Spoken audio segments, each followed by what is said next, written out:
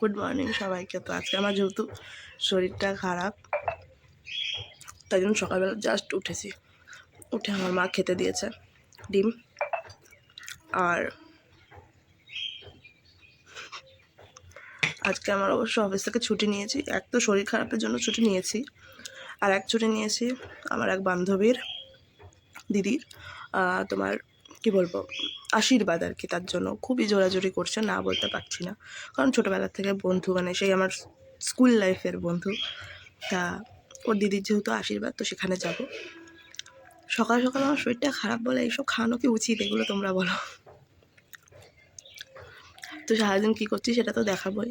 এখন খেয়ে নিই, গলার অবস্থা বুঝতেই পারছো যে কী অবস্থা আমার। তো আমি খেয়ে দিয়ে নিই, দিয়ে স্নানে যাবো, রেডি হবো, তারপর বেরাবো, কারণ তাড়াতাড়ি যেতে বলেছে। তো এখন এটুকুই খেয়ে দিয়ে নিই, তারপর দেখা হচ্ছে। তো আমি কিছুটা আজকে এরমভাবে রেডি হয়েছিলাম। আজকে সেই সেম চুড়িদারটা পরেছিলাম যেটা আমি আমার দাদার বৌভাতে পরেছিলাম, মানে বৌভাতের দিন আর কি। সকালবেলা যখন ভাত কাপড় হয় তখন এই জামাটাই পরেছিলাম। আর এখন অতটাও বেশি কিছু ছিল না বলে আমি তাই ভেবেছি আশীর্বাদের জন্য এই জামাটা ঠিক আছে, তাই এটা পরেছি।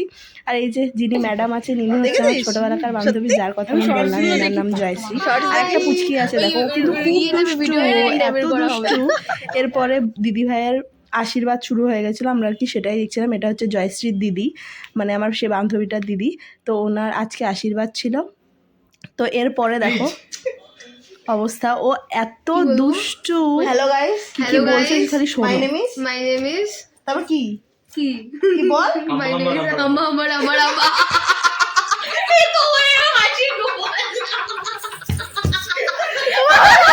আরেকটা সদস্য ওখানে বসে রয়েছে, সোহেব।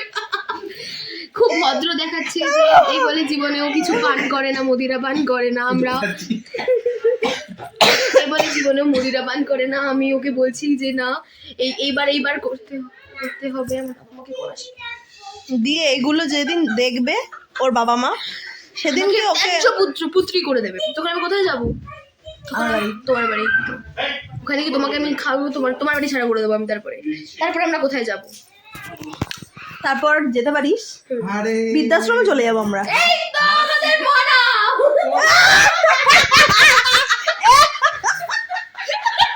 জানিস কতক্ষণ এতক্ষণ মারা চাপে ছিল। এখানে কথা বলে কতক্ষণ হাসতে পারি, আমি তো হাসতে পারছি না, খালি যে কখন হাসবো না।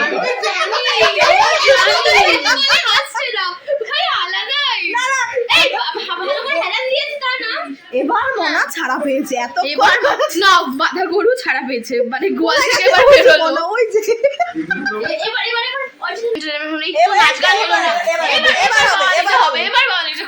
কি বলছে যে নাচানাচি কি হবে? বাধা গরু ছাড়া পেয়েছে, এখন মানে একটু গলার উচ্চ স্বরটা আপনি বের করেন। এই নাচানাচির কথাটাই আমরা বলছিলাম। এখানে আমি গানটা দিতে পারিনি, কারণ অবশ্যই এরপরে যদি কপিরাইট আসে, আমি চাই না আমার চ্যানেলে কপিরাইট আসুক। তো এরপরে এই যে আমরা নাচানাচি করছিলাম উইথ ব্রাইড, মানে আমাদের যে দিদি আছে তার সাথে। আমরা খুবই মজা করেছিলাম সেদিন। আমার দাদার বিয়েতে তো এতটা মজা করতে পারিনি, কারণ টাইমই ছিল না নাচানাচি করার। এখানে এসে আমরা অন্তত নাচানাচি করতে পেরেছি। এই এত নাচানাচির পর এবার আমার বাড়ি যাওয়ার পালা। আরো মজা হবে। বাই বাই, আবার 1 মাস বাদে দেখা হবে। আর পার্টি তো भी शुरू हुई है, মানে কি থাকা